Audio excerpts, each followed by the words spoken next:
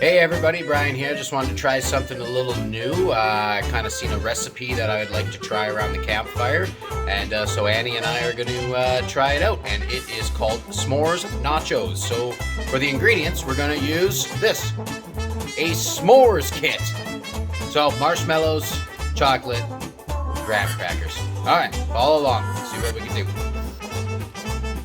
All right, so the prep has been done. We've thrown in the chocolate, marshmallows, and graham crackers, and really now we just have to cook it to the barbecue.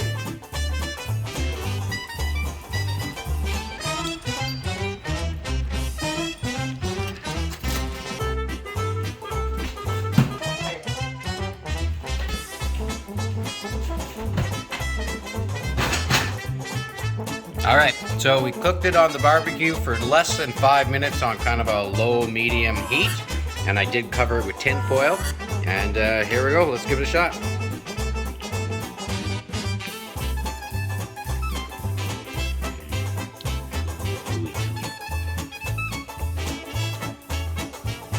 Very hot.